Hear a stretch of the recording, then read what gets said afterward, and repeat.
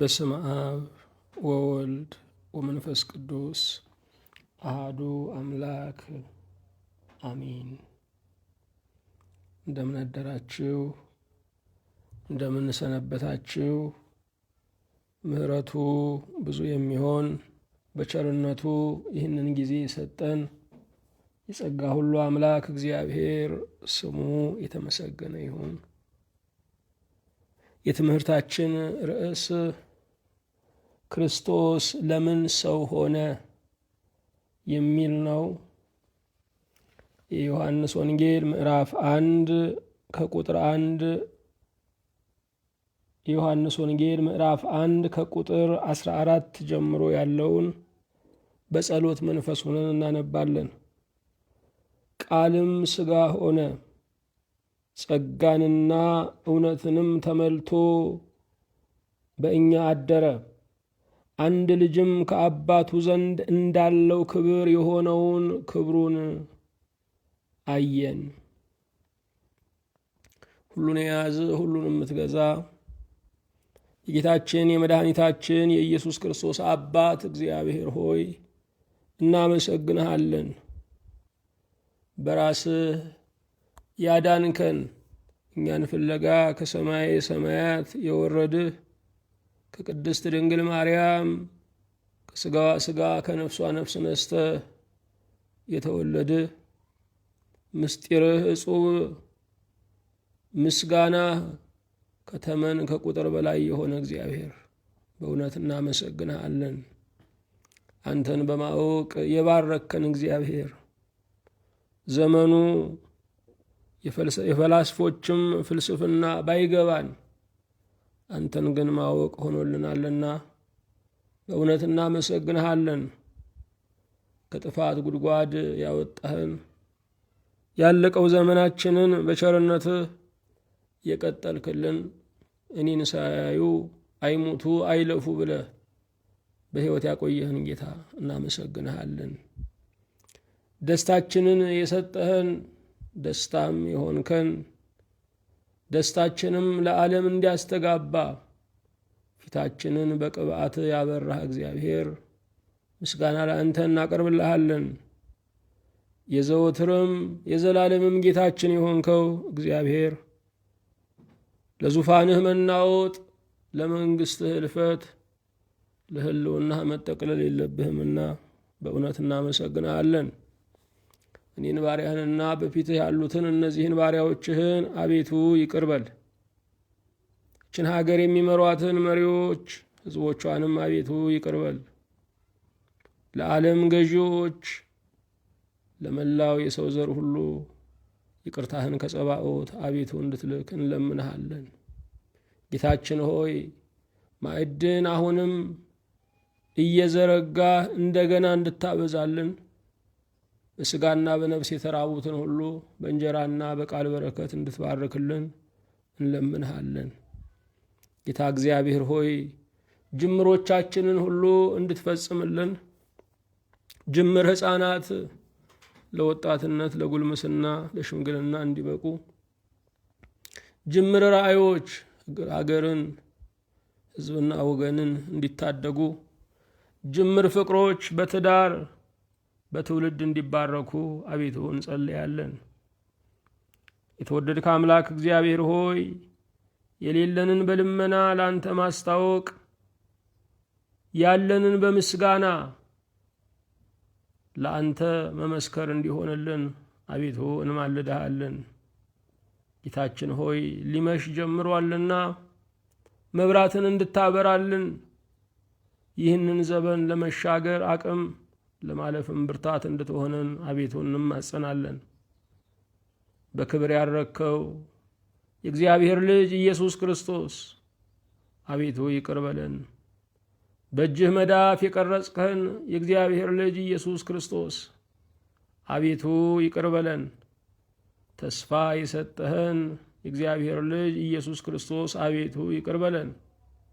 በዳግመኛ መምጣት ቤተ ክርስቲያንን ከመከራ የምታሳርፍ የእግዚአብሔር ልጅ ኢየሱስ ክርስቶስ አቤቱ ይቅር በለን። ሁሉን የምትይዝ አምላካችን ሆይ የታመሙትን፣ የታሰሩትን፣ የተሰደዱትን፣ መሪር በሆነ በሰው አገዛዝ የተያዙትን፣ የባርነት ቀንበር የተጫናቸውን፣ በጨካኞች እጅ የወደቁትን፣ ከሀገራቸው ርቀው ያሉትን፣ ምን ይዤ ልመለስ የሚሉትን፣ ወዳጅ ዘመዶቻቸውን የናፈቁትን ሁሉ በዚህ ሰዓት አቤቱ በመባረክህ እንድትባርካቸው፣ በጸጋህ እንድትጎበኛቸው፣ ከጭንቀታቸው ሁሉ በስልጣንህ እንድታስመልጣቸው እንማልድሃለን። በጦርነት ለሚኖሩ ሕዝቦች ምሕረትና ይቅርታ እንድታደርግ፣ ለእስራኤል፣ ለፍልስጤም፣ ለዩክሬን፣ ለራሻ ሕዝብ ሰላምን እንድታዝ፣ በመላው ዓለም ላይ ያለውን ንፋሱን በጸጥታ ማዕበሉንም ደግሞ በድል እንድትለውጥልን አቤቱ እንማጸናለን። በሰላም ጀምረን እስክንፈጽም ጥበቃህ በዙሪያችን፣ ማዳን ምሕረትህ በመካከላችን ትሁንልን። ያንተን ሰው የመሆንህን ምስጢር ደግሞ እንረዳው እናስተውለው ዘንድ አቤቱ ሆይ መጋቢውን መንፈስ ላክልን። በጌታችን በኢየሱስ ክርስቶስ በእርሱ ያለ ክብር ጽን ላንተ ይገባሃል። ከእርሱ ጋራ ከመንፈስ ቅዱስም ጋራ ትክክል የሚሆን ዛሬም ዘወትርም ለዘላለሙ አሜን። የእግዚአብሔር የአምላካችን ስሙ የተመሰገነ ይሁን።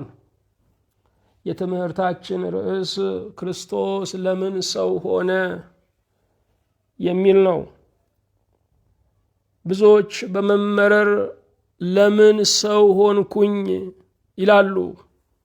ሰውነታቸውን ያልተደሰቱበት፣ ሰውነታቸውን የሐዘን ርዕስ ያደረጉ፣ ከመከራ የተነሳ ምነው ወፍ ሆኜ በበረርኩ፣ ምነው ቀበሮ ሆኜ ጉድጓድ በገባሁ የሚሉ ብዙዎች ናቸው። ጌታችን ኢየሱስ ክርስቶስ ሰው መሆኑ ሰውነትን ሊያከብረው ነው። ሰው መሆን የተሰጠን እንጂ ጥረን ያገኘነው አይደለም። ሰው መሆን ታላቅ ክብር፣ ታላቅ ልዕልና ያለው መሆኑን በጌታችን በኢየሱስ ክርስቶስ ሰው መሆን ተረድተናል። ጌታችን ኢየሱስ ክርስቶስ ለምን ሰው ሆነ? ሃይማኖታችን ተዋህዶ ነው። አምላክ ሰው ሆነ፣ ሰው አምላክ ሆነ ብለን እናምናለን። ኦርቶዶክስ ተዋህዶ ብለን ስንናገር ሁለት ጉባኤያትን እንደምንቀበል ውሳኔውንም አምነን እንደምናሳምን ያሳያል። ይኸውም በ325 ዓመተ ምህረት የተካሄደውን የኒቅያን ጉባኤ እናምናለን፣ እንቀበላለን፣ ውሳኔውንም እናስተጋባለን ማለታችን ነው።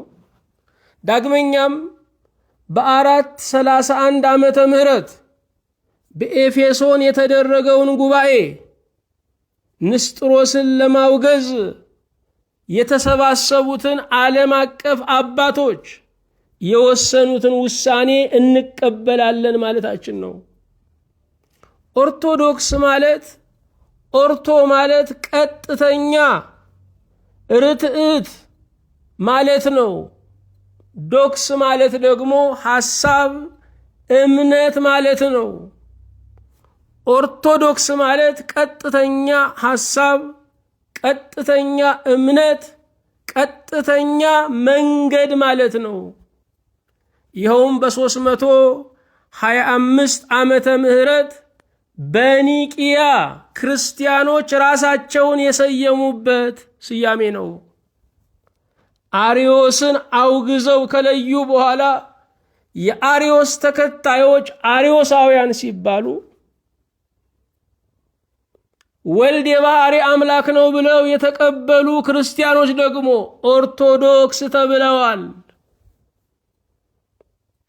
ስለዚህ ኦርቶዶክስ የሚባል ክርስቶስ የባህሪ አምላክ መሆኑን የሚያምን ነው። ተዋህዶ የሚለው ስያሜ በ431 ዓመተ ምህረት በኤፌሶን ጉባኤ የመጣ ነው። ይኸውም የቁስጥንጥንያ ጳጳስ የነበረው ንስጥሮስ በመናፍቅነት በተገኘ ጊዜ እርሱን ለማውገዝ የተሰባሰቡ አባቶች ያወጡት ስም ነው። ንስጥሮስ አምላክ በሰው ላይ አደረ፣ በጻድቃን በሰማዕታት ላይ እንደሚያድረው አደረ እንጂ የሰውን ሥጋ አልተዋሃደም ብሎ አስተማረ። ይሄ መዳንን የሚነካ ነው። ምክንያቱም ክርስቶስ ያልተዋሃደውን ሥጋና ነፍስ አላዳነውም ብለን ነው የምናምነው። በዚህ ምክንያት ህድረትን ያስተማረውን ንስጥሮስን ካወገዙ በኋላ ሃይማኖታቸውን ተዋህዶ ብለው ሰየሙ። ኦርቶዶክስ ተዋህዶ የኒቂያ የኤፌሶን ጉባኤ ውሳኔን መቀበል የሚያሳይ ክርስቶስ የባህሪ አምላክ ነው፣ እመቤታችንም የወለደችው አምላክን ነው ብሎ መቀበል ነው። እመቤታችንንም ወላዲተ አምላክ ብሎ መቀበል ነው። ምክንያቱም ከእርሷ የተወለደው አምላክ ካልሆነ አልዳንም ማለት ነው። ለምን ስንል በፍጡር መዳን ስለሌለ። ይሄ ብቻ አይደለም፣ በፍጡር የሚያምን እርጉም ነው ተብሎ ተጽፏል። ስለዚህም አምነን እንባረክበት ዘንድ አምላክ ከድንግል ተወለደ። ከድንግል የተወለደው አምላክ ነው።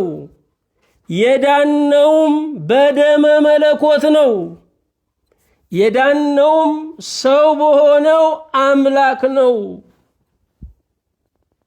ክርስቶስ ለምን ሰው ሆነ?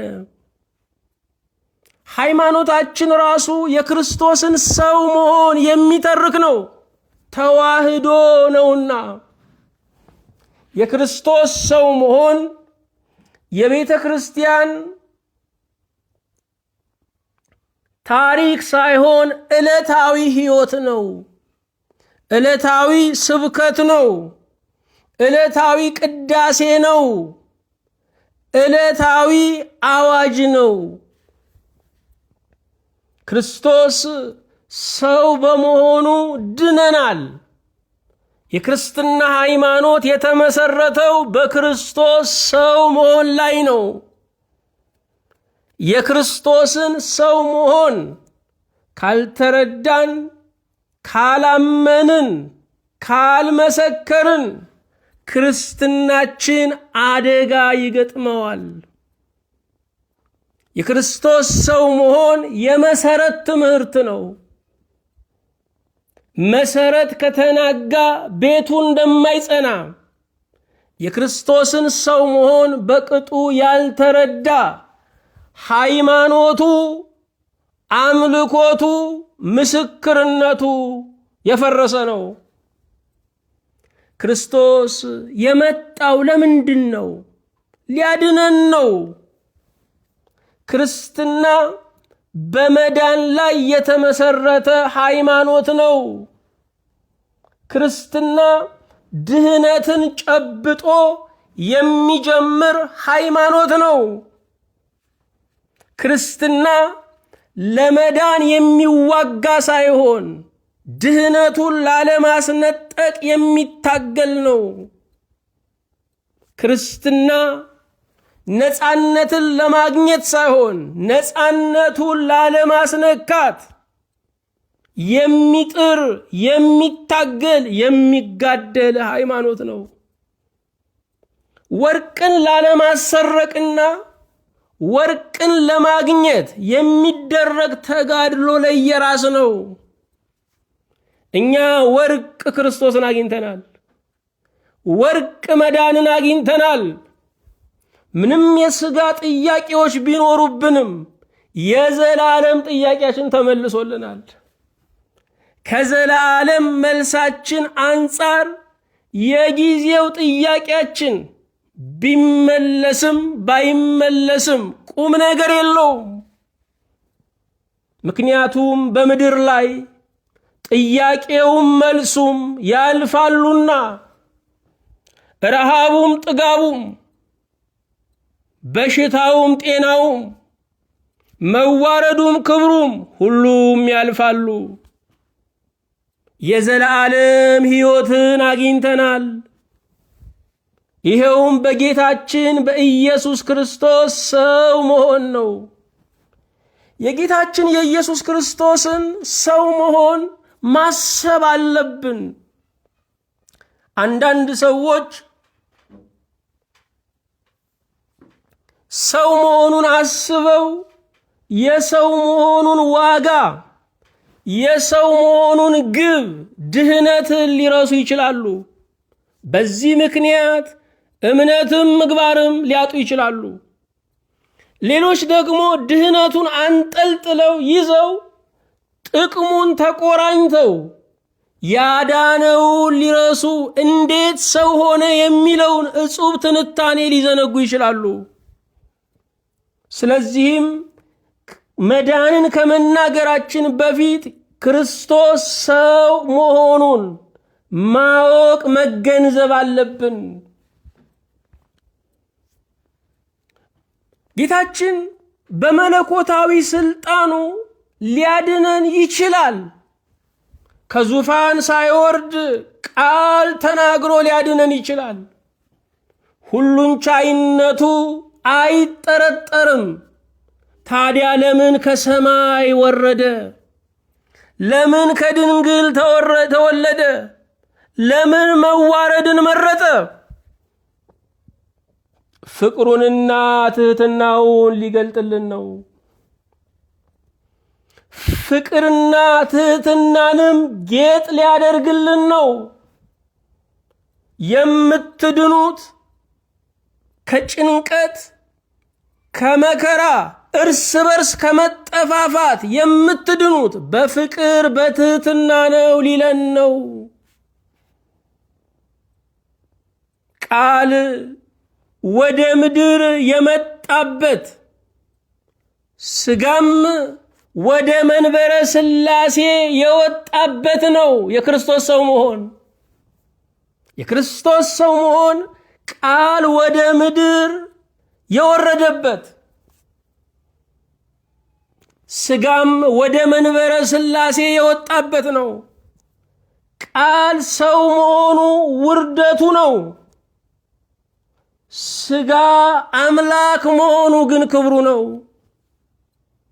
ሁለቱም ቀድሞ ያልነበራቸውን ገንዘብ አደረጉ። ቃል ቀድሞ ያልነበረውን ሰውነት ገንዘብ አደረገ። የአምላክ ልጅ የሰው ልጅ ተባለ። ሥጋም ቀድሞ ያልነበረውን አምላክነት ገንዘብ አደረገ።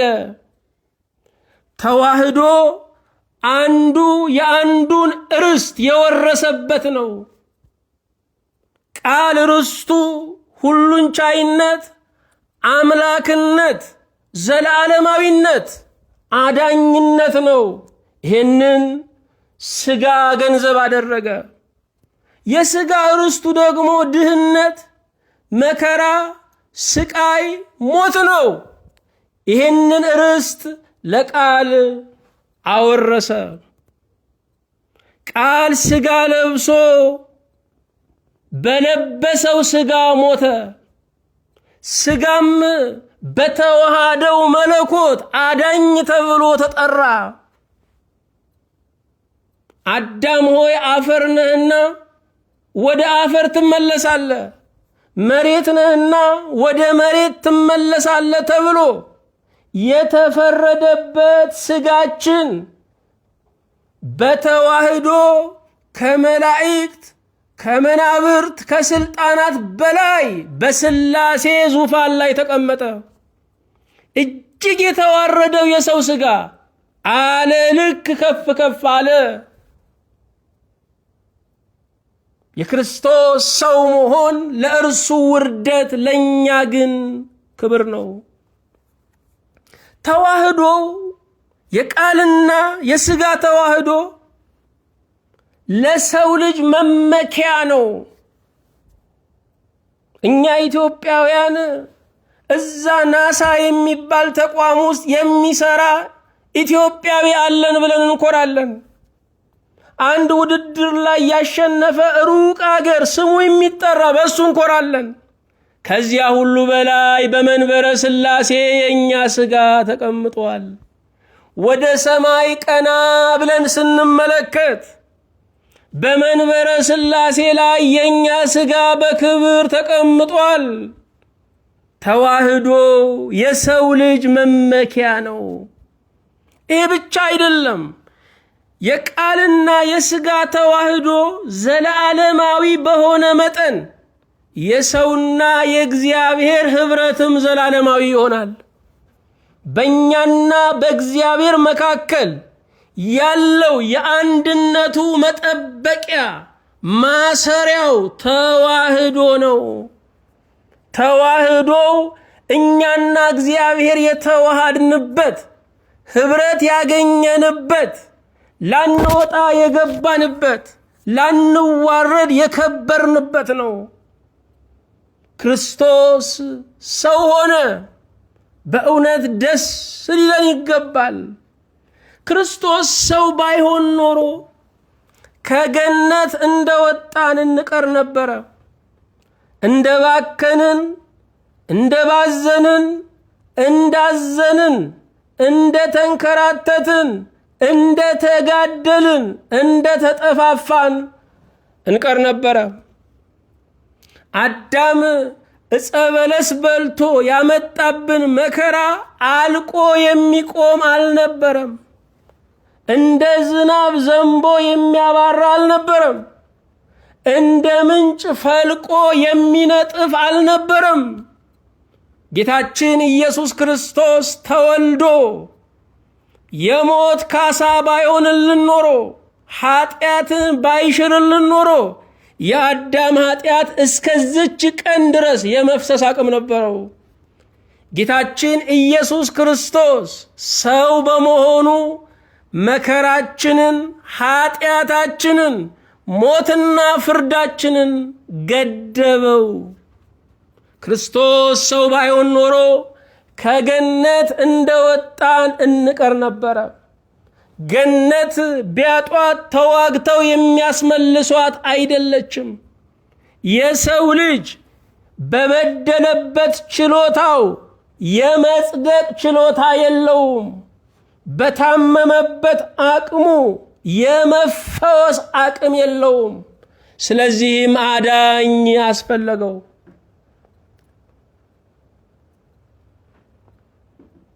በራሱ ስህተት በራሱ አለመጠንቀቅ የታመመ በሽተኛ ሐኪም ፍለጋ፣ መድኃኒት ፍለጋ ይሄዳል። አዳም መበደል ቻለ፣ መዳን ግን አልቻለም። ስለዚህም የሰራው እጅ እንደገና ይፍጠረው ተብሎ አብና መንፈስ ቅዱስ ፈቅደው ራሱ ወልድም በራሱ ፈቃድ ወደ ምድር ወረደ። ክርስቶስ ሰው ባይሆን ኖሮ የሞት ፍርሃት እንደገዛን እንኖር ነበረ። ሞት በድርብርብ በእኛ ላይ ወድቆ ነበረ። ከሰይጣን ጋር ተጣብቀን ከእግዚአብሔር ተለይተን ነበረ። ሞት ማለት ሕይወት ከሆነው ከእግዚአብሔር መለየት፣ ሞት ከሆነው ኃጢአት ጋር መጣበቅ ነው። በመቃብር ላይ ሲኦል፣ በሥጋ ሞት ላይ የነፍስ ሞት ተፈርዶብን ነበረ። ድርብ ፍርዳችን የተነሳው በክርስቶስ ሰው መሆን ነው። ከአዳም ጋር ተዛምደን ሞትን ተካፈልን። ከክርስቶስ ጋር ተዛምደን ሕይወትን እንድንካፈል ክርስቶስ ሰው ሆነ። ሰይጣን ስለሰለጠነብን መንፈሱ ይመራን ዘንድ ክርስቶስ ሰው ሆነ። ክርስቶስ ሰው ባይሆን ኖሮ ነቢያት አይኖሩም ነበረ፣ አበው አይኖሩም ነበረ፣ ካህናት አይኖሩም ነበረ፣ ሐዋርያት አይኖሩም ነበረ፣ ሰማዕታት አይኖሩም ነበረ፣ ጻድቃን አይኖሩም ነበር፣ መናንያን አይኖሩም ነበር፣ ቤተ ክርስቲያን አትኖሩም ነበር። የክርስቶስ ሰው መሆን የብዙ ሀብታት ምንጭ ነው። የክርስቶስ ሰው መሆን የዓለምን ታሪክ ለሁለት የከፈለ ነው። ከክርስቶስ ልደት በፊት ከክርስቶስ ልደት በኋላ እያልን ዘመንን የምንቆጥረው በክርስቶስ ሰው መሆን ነው። ክርስቶስ ሰው በመሆኑ የፍዳችንን ዓመት ከፈለው። ሰው ከመሆኑ በኋላ ዓመተ ምሕረት፣ ዓመተ ይቅርታ፣ ዓመተ ሰላም፣ ዓመተ ድህነት ተብሎ እንዲጠራ ምክንያት ሆነ። ክርስቶስ ወደ ዓለማችን ሲመጣ የዓለምን ዘመን ከፈለው። ወደ ሕይወታችን ሲመጣም የሕይወታችንን ጥቁር ታሪክ ይከፍለዋል። ሰው ክርስቶስን ካገኘ በኋላ በሕይወቱ ሁለት ገጽታ ይኖረዋል። በጨለማ ነበርኩኝ፣ በሞት ግዛት ውስጥ ነበርኩኝ፣ በኃጢአት ነበርኩኝ ይላል። ኃጢአትን፣ ጨለማን፣ ሞትን በነበር የምናወራው ክርስቶስ ሕይወት ሲሆንልን ብቻ ነው። እርሱ የሰዎችን ታሪክ ለሁለት መክፈል ችሎታው ነው። ክርስቶስ ሰው ባይሆን ኖሮ ብሉያትን አናገኝም፣ ሐዲሳትን አናገኝም። ብሉይ ኪዳን የክርስቶስ ሰው የመሆኑ የተስፋ ቃል ነው። ሐዲስ ኪዳን ክርስቶስ ሰው ሆነ ብሎ የሚያውጅ የምስራች ቃል ነው። ጌታችን ኢየሱስ ክርስቶስ ሰው ሆነ። ሥጋችንን ነሳ፣ ነፍሳችንን ነሳ። ክርስቶስ ሥጋን ተዋህዷል፣ ነፍስንም ተዋህዷል። ሥጋን እንደተዋሃደ በመራቡ በመጠማቱ እናያለን። ነፍስን በመዋሃዱ ደግሞ ነፍሴ እስከ ሞት ድረስ አዘነች በማለቱ አባት ሆይ ነፍሴን በእጅህ አደራ እሰጣለሁ በማለቱ እንረዳለን። ክርስቶስ ሥጋ አልነሳም ነፍስም አልነሳም ብለው የሚያስተምሩ አሉ። እነዚህ በሃይማኖት ቃል የተለዩ ናቸው። ክርስቶስ ሥጋችንን ካልነሳ ሥጋችን አልዳነም። ነፍሳችንን ካልነሳ ነፍሳችን አልዳነችም። ምክንያቱም ያልተዋሃደውን አላዳነውም ብለን ነው የምናምነው። የተዋሃደውን አዳነው ብለን ነው የምንቀበለው። ክርስቶስ ለምን መጣ? ክርስቶስ ወደ ምድር ለምን መጣ? የጌታችን የኢየሱስ ክርስቶስ ከሰማይ መውረድ ከድንግል መወለድ ታላቅ ፍቅርን የሚገልጥ ነው። ይህ ብቻ አይደለም፣ የበደላችንን ክብደትም የሚያስረዳ ነው። አምላክን ከሰማይ ያወረደው በደላችን ምን ያህል ከባድ ቢሆን ነው።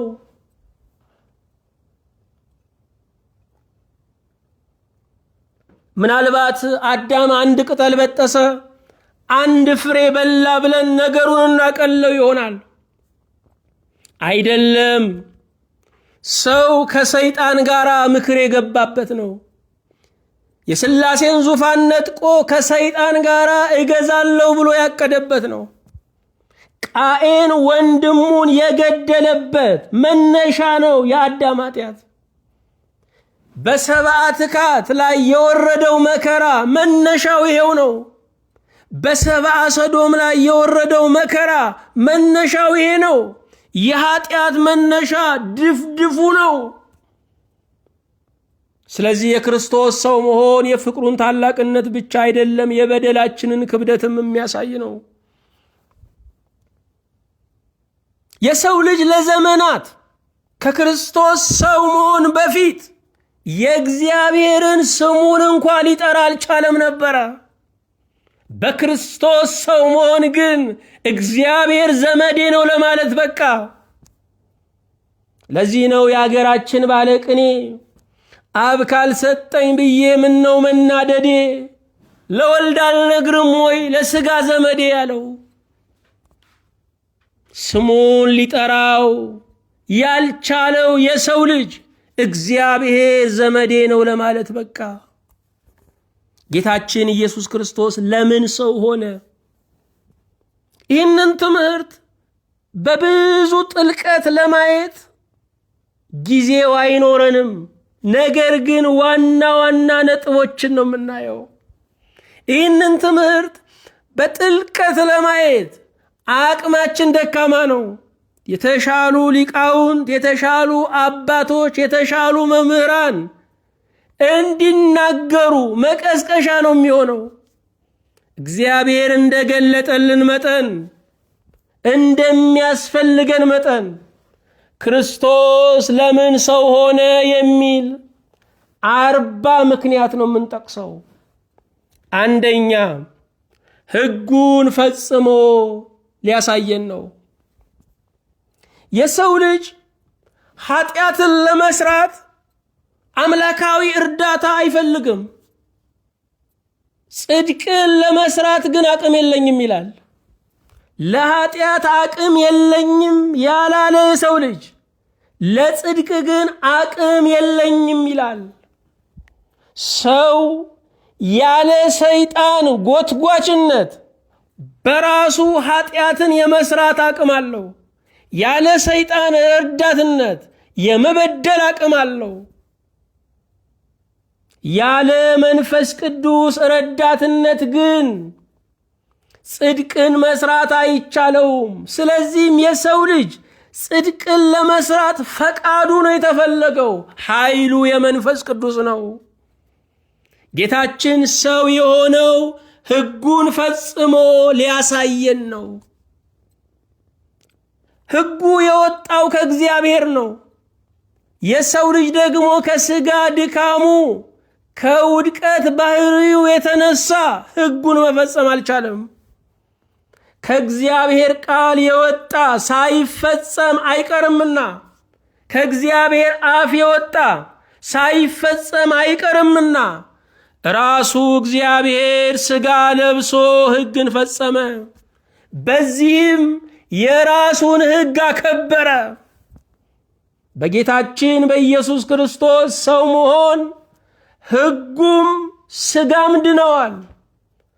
አዛዡ ሕግና ታዛዡ ሥጋ ሁለቱም ድነዋል።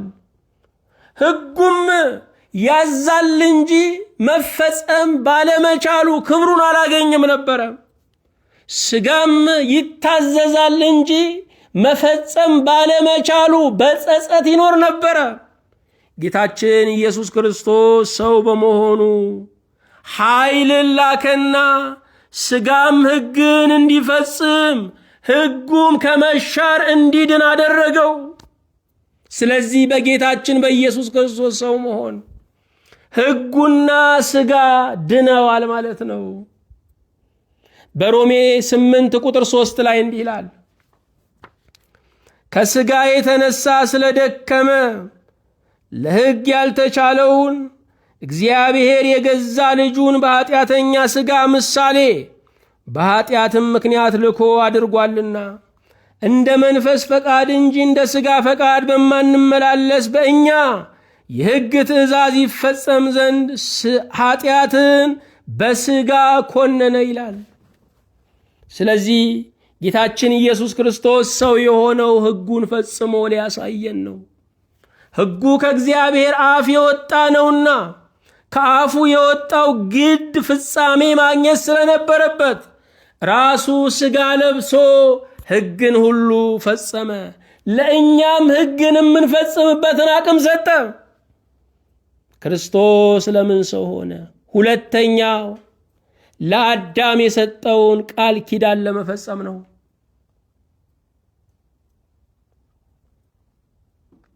አዳምም በኃጢአት በወደቀ ጊዜ የነበረው አንድ ነገር የክርስቶስ ሰው መሆን ብቻ ነው። አዳም በራሱም በልጆቹም መዳን አይችልም። ስለዚህም አዳም በወደቀ ቀን እግዚአብሔር ቃል ኪዳን አደረገለት።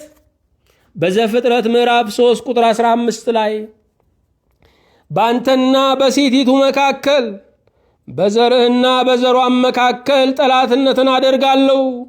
እርሱ ራስን ይቀጠቅጣል፣ አንተም ሰኮናውን ትቀጠቅጣለህ አለው። ይሄ በመጽሐፍ ቅዱስ ውስጥ የመጀመሪያው ተስፋ፣ የመጀመሪያው ቃል ኪዳን፣ የመጀመሪያው ወንጌል ተብሎ ይጠራል። ኦሪት ዘፍጥረት ምዕራፍ 3 ቁጥር 15 የመጀመሪያው ተስፋ፣ የመጀመሪያው ቃል ኪዳን፣ የመጀመሪያው ወንጌል ተብሎ ይጠራል። የሴቲቱ ዘር የተባለ ክርስቶስ ነው። ከድንግል እንበለ ዘርአ ብእሲ ያለ ወንድ ዘር ተወልዷልና የሴቲቱ ዘር የዲያብሎስን ራስ ይቀጠቅጣል፣ አሳቹን ይቀጠቅጠዋል፣ የሞት ምክንያትና ጠንሳሽ የሆነውን ሰይጣንን ይቀጠቅጠዋል የሚል ነው። አዳም በራሴ ወደቅኩ ብሎ ሲያዝን በሴቲቱ ዘር ከልጅ ልጁ በሚወለደው በክርስቶስ እንደሚድን ተስፋ ተሰጠው። አዳም በሰይጣን ወደቀ፣ በክርስቶስ እንደሚነሳ ተስፋ ተሰጠው። አዳም ተስፋ ይዞ ወደ መቃብር ወረደ። ተስፋ ይዞ ወደ ሲኦል ወረደ። የተናገረውን የሚፈጽም ራሱን የሚያከብር እግዚአብሔር፣ ቃል ኪዳን የሚሰጥ ቃሉን ለመፈጸም የሚተጋ እግዚአብሔር ሰው ሆኖ አዳነው። የክርስቶስ ሰው መሆን እግዚአብሔር የቃል ኪዳን አምላክ መሆኑን የሚገልጥ ነው። ብሉይ ብለን ኪዳን ነው የምንለው፣ ሐዲስ ብለን ኪዳን ነው የምንለው። እግዚአብሔር ያለ ኪዳን የሰራበት የሚሰራበት ዘመን የለም። እግዚአብሔር የኪዳን አምላክ ነው። ኪዳኑንም የሚፈጽም አምላክ ነው። ከእግዚአብሔር ጋር ኪዳን ያስፈልገናል። ሁለት እጮኛ ማማቾች ኪዳን ሲያደርጉ ንብረታቸው አይደለም ያንዱ አካል ያንዱ ነው የሚሆነው። ኪዳን ያስተሳስራል። እጮኝነታቸው አጠራጣሪ የነበረ ኪዳን ሲያደርጉ ፍቅራቸው፣ ህብረታቸው የጸና ይሆናል። ከእግዚአብሔር ጋር ያለን ህብረት እንዲጸና ቃል መገባባት ኪዳን ያስፈልገናል።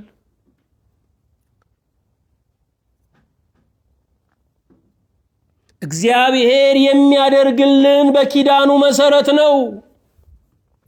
ከእግዚአብሔር ጋር በድንገቴ እየተገናኙ ማምለክ፣ በድንገቴ እየተገናኙ ማገልገል፣ በገጠመኝ በእግዚአብሔር ቤት መመላለስ ከእግዚአብሔር የሚገኘውን ጸጋና በረከት ያርቅብናል።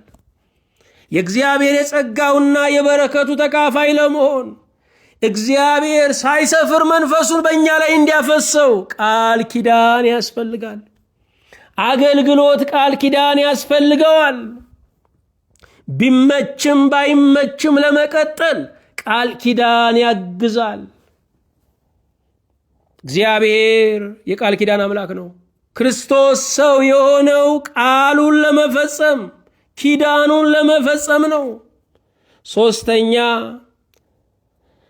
አዳም አምላክነትን በመመኘቱ አለመቅናቱን ሊገልጥ ነው። አዳም አምላክነትን በመመኘቱ እግዚአብሔር አልቀናም።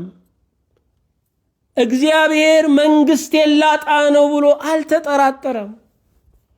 አዳም በዕፀ በለስ የፈለገውን አምላክነት ክርስቶስ ሰው በሆነ ጊዜ በጸጋው አገኘ፣ በስጦታው አገኘ። አዳም ዕፀ በለስን በልቶ አገኘዋለሁ ያለውን አምላክነት አይ መንገዱ በዚህ አይደለም፣ እኔ ለአንተ ተመኝተ ምን እከለክልሃለሁ ብሎ አምላክ ሰው ሆነና ሰውም አምላክ ሆኖ የአዳም ምኞት ተፈጸመ።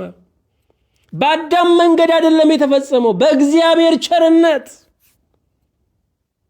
ሰይጣን የተናገረውን እግዚአብሔር ለበጎ አደረገው። ዕፀ በለስ ብትበሉ አምላክ ትሆናላችሁ ብሎ ነበረ። ዕፀ በለስ በልተን አምላክ ሆንን።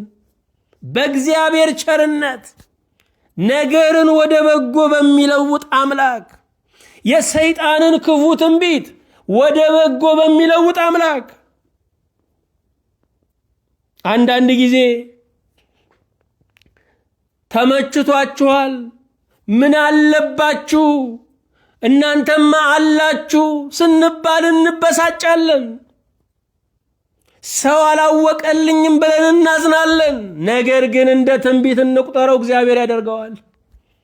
ያድርግልኝ፣ እግዚአብሔር እንዳፋችሁ ይጨምርልኝ ማለት ይገባል። እግዚአብሔር ያደርገዋል። ምክንያቱም ዕፀ በለስን ብትበሉ አምላክ ትሆናላችሁ ብሎ ሰይጣን በተንኮል የመከረውን በእርግጥም እግዚአብሔር በእውነት አደረገው። ዕፀ በለስ መብላት ሞትን ያመጣ ቢሆንም ከመጣብን ሞት የተቀበልነው ሕይወት በለጠ። አዳም አምላክነትን በመመኘቱ አለመቅናቱን ሊገልጥ እግዚአብሔር ሰው ሆነ። በኢሳይያስ 9 ቁጥር 6 ላይ ሕፃን ተወልዶልናልና ወንድ ልጅም ተሰጥቶናልና አለቅነትም በጫንቃው ላይ ይሆናል፣ ስሙም ድንቅ መካር፣ ኃያል አምላክ፣ የዘላለም አባት፣ የሰላም አለቃ ተብሎ ይጠራል። ልብ አድርጉ፣ ሕፃን ይለዋል፣ መልሶ ደግሞ የዘላለም አባት ይለዋል። አምላክ ሰው ካልሆነ እንዴት ሕፃን ይባላል? ሰውም ደግሞ አምላክ ካልሆነ እንዴት የዘላለም አባት ይባላል? ይሄ ቃል በትክክል ስፍራውን የሚይዝልን ሕፃንና የዘላለም አምላክ የሚለው ስፍራ የሚይዝልን ተዋህዶን ስናምን ነው። ከዛሬ ጀምሮ ይላል አሁንም እስከ ዘላለም ድረስ በፍርድና በጽድቅ ያጸናውና ይደግፈው ዘንድ በዳዊት ዙፋንና በመንግስቱ ላይ አለቅነቱ ይበዛል፣ ለሰላሙም ፍጻሜ የለውም። የእግዚአብሔር ቅንዓት ይህን ያደርጋል። አይገርምም ወገኖቼ? የሰው ቅንዓት የሰውየውን ሀብት ይነጥቃል። የእግዚአብሔር ቅንዓት ደግሞ የራሱን ሀብት ይሰጣል። እግዚአብሔር ቀናልን፣ ስለዚህም አምላክነትን ለሰው ሰጠ። እግዚአብሔር ቀና፣ ስለዚህም ሥጋ አምላክ ሆነ። የእግዚአብሔር ቅንዓት ምነው እኔ እያለሁ መቸገራቸው የሚል ነው። አንድ ባለጠጋ ልጁ ኮብልሎበት በቤቱ የሚበላ የሚጠጣ ሞልቶ ተርፎ አሽከር ውሻ እየጠገበ የሚወደው ልጁ ከቤት ኮብልሎ ከገንዳ እያነሳ ሲበላ ቢያየው ልቡ ይቀናል። ምነው ሳይቸግረ በቤቴ ሁሉ ሞልቶ ከምግብ አልፎ ወርቅና ብሩ ያንተ ሆኖ ሳለ እያለ ይቀናል። የእግዚአብሔር ቅንዓት ማለት እንደዚህ ነው። ጎልማሳ በሚስቱ ንጉሥ በመንግስቱ እንደሚቀናው ያለ ቅናት አይደለም። ጎልማሳ በሚስቱ ቢቀና ይኸው ስንቱን ይገላል፣ አሲድ ይደፋል። ንጉሥ በመንግስቱ ሲቀና ሺህ ይደመስሳል። የእግዚአብሔር ቅንዓት ቅዱስ ነው፣ ለእኛ ነው የሚቀናልን። ጎልማሳ በሚስቱ የሚቀናው አጣታለሁ ብሎ ነው። እግዚአብሔር መንግስቱን አጣዋለሁ ብሎ አይሰጋም። ንጉሥ በመንግስቱ የሚቀናው ቢነጥቁኝ ወህኒ ቢያወርዱኝ ብሎ ነው። እግዚአብሔር አይሰጋም፣ የሚሽረው የለምና። አዎ ክርስቶስ ለምን ሰው ሆነ? አንደኛ ሕጉን ፈጽሞ ሊያሳየን ነው።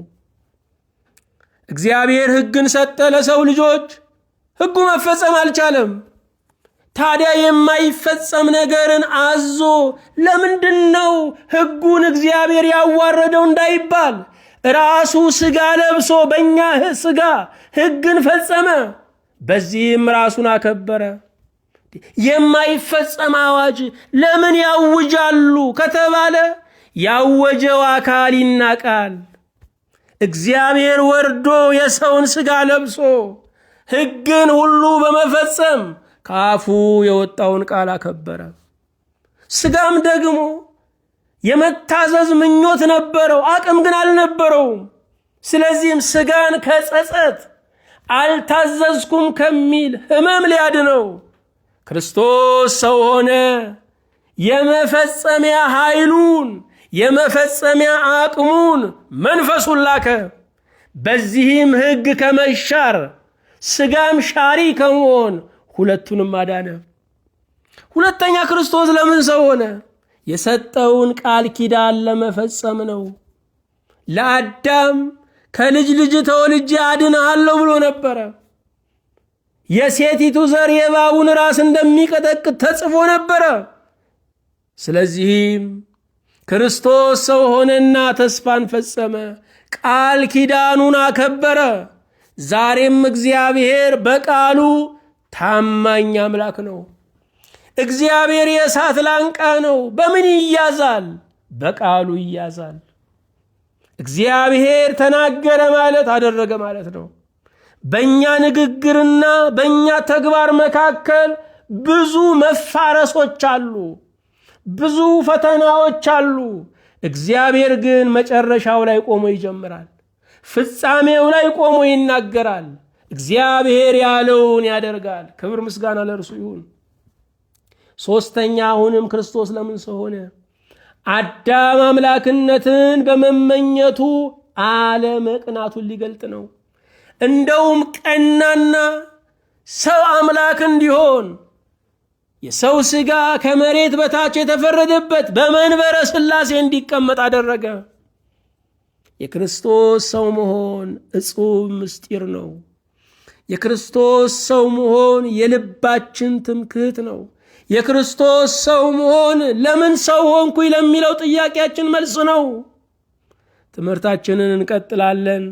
ለአምላካችን ለእግዚአብሔር ምስጋና ለእኛና ለወገናችንም በረከት ይሁን። አቤቱ አምላካችን እግዚአብሔር ሆይ እናመሰግንሃለን። ሰማያት ያንተ ሲሆኑ ያልበደሉ መላእክት እልፍ አእላፋት ወትእልፊት ሳሉ የበደለውን አንዱን አዳም በጭቃ ላይ የወደቀውን ጭቃ ሲያላቁጥ የሚኖረውን እርሱን ከፍ ልታደርገው ልታድነው ከሰማይ ሰማያት ወርደሃል፣ ከድንግል ተወልደሃል። እናመሰግንሃለን። የስግደት ባለቤት እግዚአብሔር የመዳናችን ራስ ነህና እናመሰግንሃለን። የሰላም ከተማችን አንተነ። ሁሉ ያውካል። የገዛ ስራችን የገዛ ምርጫችን ያውከናል። የምድር ገዢዎች ያውኩናል። የሚወጡ አዋጆች፣ ሕጎች ሁሉ ያውኩናል። ማሳሰቢያዎች፣ ሰበር ዜናዎች ሁሉ ያውኩናል። የሰላም ከተማችን የት ሄጄ እፎይ ልበል የምንልብህ እረፍታችን የዘላለም ሰንበታችን አንተነ። በእውነት እናመሰግንሃለን። ሰው መሆን ትልቅ ዋጋ ነው። የቤተ ክርስቲያን መሰረት ነው። ተዋህዶ ተብሎ ሃይማኖታችን የተጠራበት ነው። አቤቱ ጌታችን ሆይ ሰው የመሆንህን ታላቅ ፍቅር፣ ታላቅ ትህትና እምንረዳበትን አቅም እንድትሰጠን ጌታ ሆይ ለዚህ ተስፋ ለቆረጠ ማንነታችን ትልቅ ተስፋ፣ ትልቅ የመኖር አቅም እንዲሆንን እንጸልያለን። በሰማነው ቃል ሕይወታችንን፣ ጓዳችንን፣ ዘመናችንን አቤቱ ባርክ። በሰማነው ቃል በሽተኞች ይፈወሱ፣ ሐዘንተኞች ይጽናኑ፣ የወደቁ ይነሱ፣ ያጡ ያግኙ፣ የሚያለቅሱ እንባቸው ይታበስ። ወዳጅ ዘመዶቻቸውን በሞት ያጡ መጽናናት ይውረድላቸው። ሙታን ይቀስቀሱ፣ ደዌያት ይገሰጹ፣ የሞት መርዝም ይነቀል። አቤቱ በሰማነው ቃል ድልና ኃይል፣ ስልጣን፣ ክብር ይሁንልን። በጌታችን በኢየሱስ ክርስቶስ በእርሱ ያለ ክብር ጽን ላንተ ይገባሃል። ከእርሱ ጋራ ከመንፈስ ቅዱስም ጋራ ትክክል የሚሆን ዛሬም ዘወትርም ለዘላለሙ አሚን።